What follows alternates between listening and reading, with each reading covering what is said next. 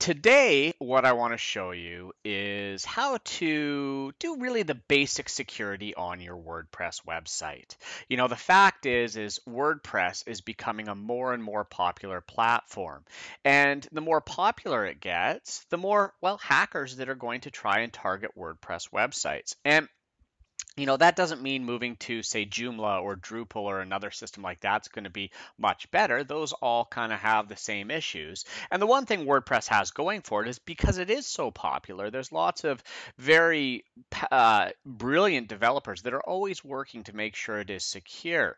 But the security on WordPress is only as good as its weakest point. And in 98% of the cases of websites being hacked, the weakest point has something to do with something that could have been easily prevented. So what I want to do now is just make sure you understand the basics of WordPress security so you can prevent yourself from being an easy target, okay? You need to understand that the mindset of most hackers out there is they want to go after easy targets, all right? Yeah, there's the crazy hackers that are out there going after the Apples and the Googles and stuff like that. But the majority of hackers out there, well, first of all, they're not visiting individual websites trying to find ways in. Rather, they're running scripts or bots that are scanning the internet looking for vulnerabilities, automatically trying to guess passwords, guess usernames, find exploits and break into websites, okay? So most of the time, if your website is hacked, it's not one guy came to your website and found a way in. Rather, it's a hacker that has been running software that's been scanning thousands, tens of thousands of websites looking for vulnerabilities. And he may have found one on your website and found a way in. So fortunately, much of the general security breaches can be prevented. First of all, you want to make sure you're using a good web host. And most web hosts these days are good and they've kept their software up to date and they're doing their job. So any decent web host, a HostGator or DreamHost or Bluehost or anything like that, they're going to be doing the security on their end. But you have to uphold your end of the security bargain. So if you're using WordPress, here's a few simple things that you can do to make sure that your website is up to date. So what I have here on my screen is a simple WordPress dashboard, okay? And there's a few things that I want to point out here. Now, first and foremost, to prevent your website being exploited or having vulnerabilities that hackers can take advantage of, you always want to make sure your website is up to date. So when you log into your website, it's very easy to tell if all of your plugins, theme files, or WordPress files are up to date. If WordPress releases a new version, you'll be notified right when you log in, and you should update to that, okay? Because many times when WordPress releases an update to the core files, there's lots of security updates in here. In fact, down here in WordPress news, you see WordPress 4.0.1 security release, okay? So many cases they're releasing stuff is not new features, it's security updates. Now, if we scroll on over here to updates, we can see how many theme files or plugins have updates or need to be updated. So when I click on this, we're going to see that, okay, as we scroll down, zoom out here a touch, there are all these different plugins that need to be updated. And the fact of the matter is if you're using plugins that you have either purchased a license to or have downloaded off WordPress.org, when a release is sent to you, you should use that. Because like WordPress core files, many of the plugins that you're using, when they release an update, well, chances are it could be a security update because maybe they found a vulnerability. So always keep your plugins up to date, okay? And it's really easy, right? You just select all, update plugins. And if you want to, there are settings where you can make sure all your plugins just automatically update. And if you have a website that you're not maintaining often or just kind of runs, you might want to set that so everything auto updates. Personally, I like to see what's updating and when it's updating, because if something does go wrong with the website, well, that's okay. I just ran an update, so it's easier for me to troubleshoot what that could be rather than things happening in the background. So personally, I like to run those manually. So boom, there you go. I went in here, hit update. Now all of my plugins are automatically up to date. So rule number one, make sure you always run updates, okay? Because many of these updates are protecting you from security vulnerabilities. All right, now, second rule in WordPress security is, guys, this is simple stuff, is your username and password. Now, the first thing I like to do is go into my users, and I always want to go to administrators, and I want to make sure that when I'm in administrators, that the people I know here are, if there's more than one administrator of a website, I want to make sure that I know who that administrator is. And if you've ever had your website hacked or had malware in it, in many cases you'll go in and you may find an administrator and you don't know who that is. And if you see an administrator account that you did not create, you need to delete that and shut it down. And if that is the case, you also want to force everybody to update their passwords, okay? And to that point, if you are giving out administrator accounts to maybe other designers and stuff like that, when they're done with it, delete the account. And when they do have it, make sure they're using strong passwords and not passwords that are easy to guess. Which brings me to my next point. When you first create a WordPress website, the default username for the administrator is admin, A-D-M-I-N. So when hackers write a script or software to go out there and to try and guess usernames and passwords to log into WordPress websites, what username do you think they start with? Well, admin. And it's amazing how many people leave their username, their default username, as admin, A-D-M-I-N, okay? And now they just have to guess a password, all right? And they're using software, so they can guess passwords very, very quickly, right? And so if you have a simple password that's maybe a combination of words, there's a good chance that they're going to be able to do what's called a brute force attack and guess the password, okay? So first things first. When you first set up your website, come into the user account, click Add New User, create a new admin user under your own name or whatever name you want, anything but admin, okay? And then once that is created, log out of the admin account, log back in with the new administrator account you created, and then delete the original admin account. And now that vulnerability is gone.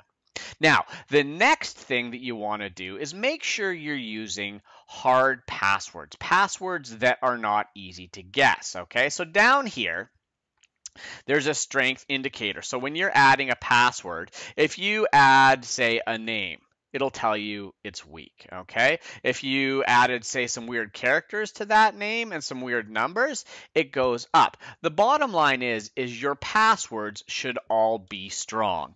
If they're weak or very weak or medium, you don't want to use them. Guys, passwords are your first line of defense, and I can't tell you how often people are using passwords. They think, yeah, nobody will guess that. Well, yeah, nobody may guess it from a somebody sitting down and guessing, but when you're running software that's putting through literally thousands of combinations of words, it is possible to guess something if you're just using standard language, standard words. So personally, what I like to do is I like to use something very random. So you know what? There's lots of password generators out there. If you go to Google and you type in strong password generator, you'll find lots of different sites that will generate passwords for you. Okay, so I've gone to this one here, passwordgenerators.net, right? So 15 characters, and I can have all these weird things in it, generate password, perfect. Okay, so I can copy this password,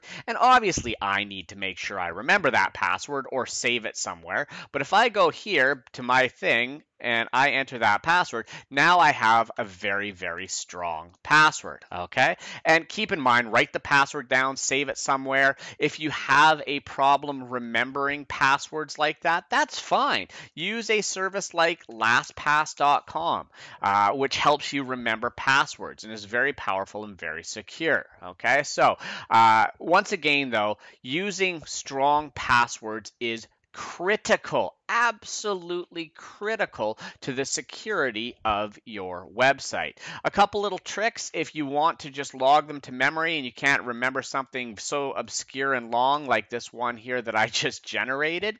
Try stringing, say, 3 words together, okay?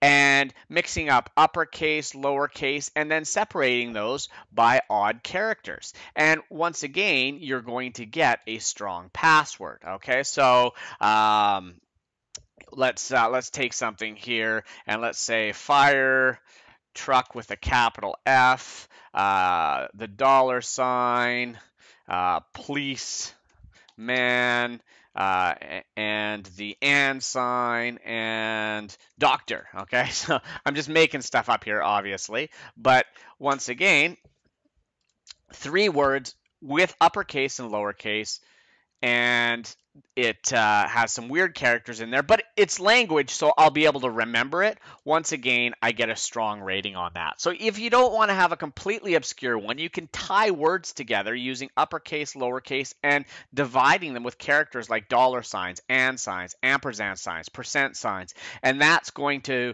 be very difficult for software to guess as well, but it's maybe a little bit easier for you to remember. So bottom line is, make sure your password is unbelievably hard to guess. Now, those are the first lines of defense. The last line of defense, guys, real simple, is using security plugins on WordPress. Now, people have different favorite ones. My favorite one is called Wordfence. So if we go to plugins, add new, and sorry, we don't want to go to upload. We want to go to search plugins here, Wordfence. Okay, so I'm going to search Wordfence, and Wordfence has a fantastic free plugin. Okay, and I'm going to click OK. It's downloading and installing. I'm going to activate that plugin.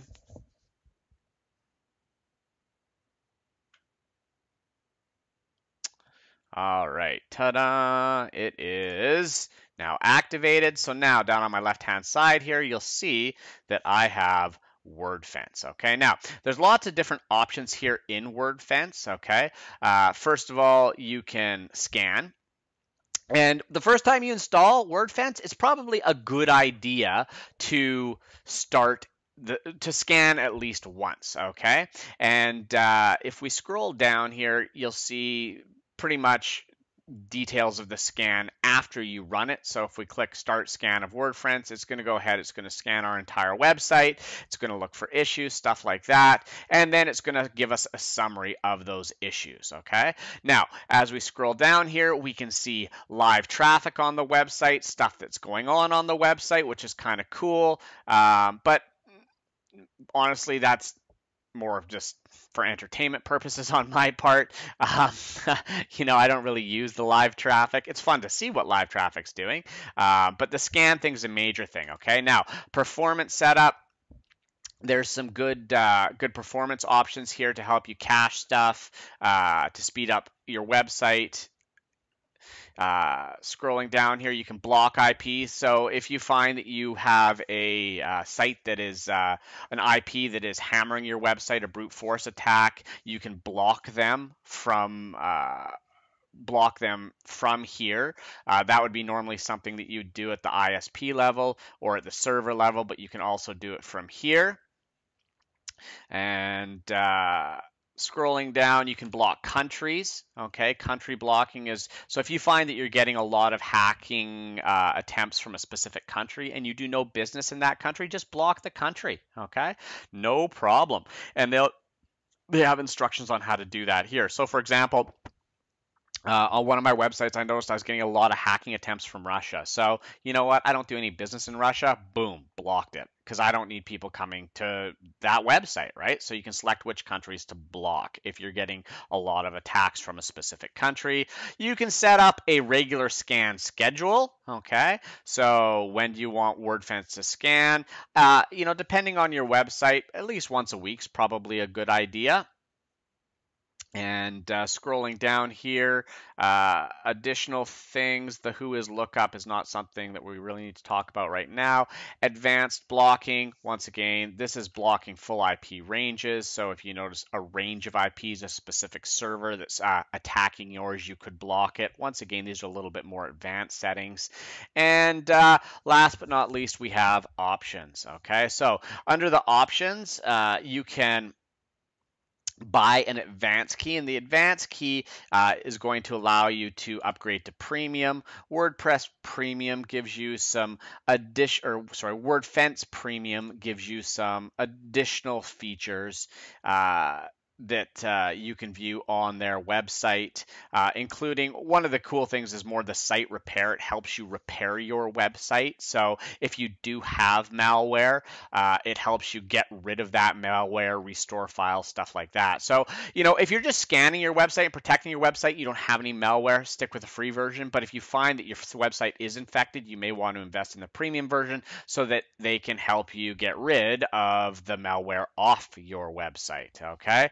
And once again, you'll see down here, these are premium features that aren't available unless you have a license. Okay, so once again, spend some time, go through Wordfence. Wordfence is a great plugin for helping to really lock down your website, but most importantly, scanning your website to make sure there's no malicious software on there, right? The free version is fantastic for scanning, making sure that everything's clean and secure.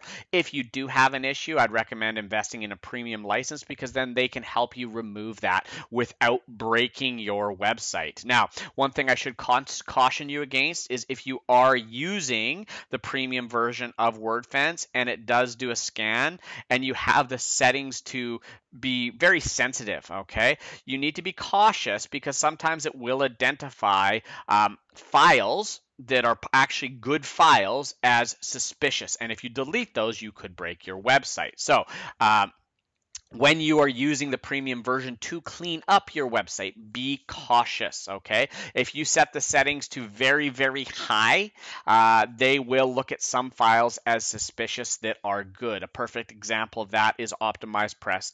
Many of the optimized press files will trigger security suspicions in Wordfence just by the nature of how the files are written. There's nothing wrong with them. Okay, so that's something you need to be cautious of when you are using the advanced premium filters. So that is Wordfence. So guys, just to summarize this, one, make sure your plugins, your theme files are always up to date. Two, make sure you delete the admin username and create a unique admin username for you. Always monitor your admin users. Make sure you don't have any admin users in your account that you're not familiar with. And if you hire somebody to work on your website, delete their user account when they're done, okay? Then make sure you choose a strong password for your administrator users. Do not use weak passwords. They could be guessed through brute force attacks, and then all bets are off. You're going to be cleaning up a huge mess. And finally, use a plugin like Wordfence to consistently scan and protect your website from malicious files and malware. If you take those steps, you are going to be too difficult for the average hacker to take a run at. They want to go for the low-hanging fruit, so quit being low-hanging fruit and your website will be in good shape. So hope you learned something about WordPress security here. Honestly, it's pretty simple. In 10 minutes, you can lock things down and you're good to go.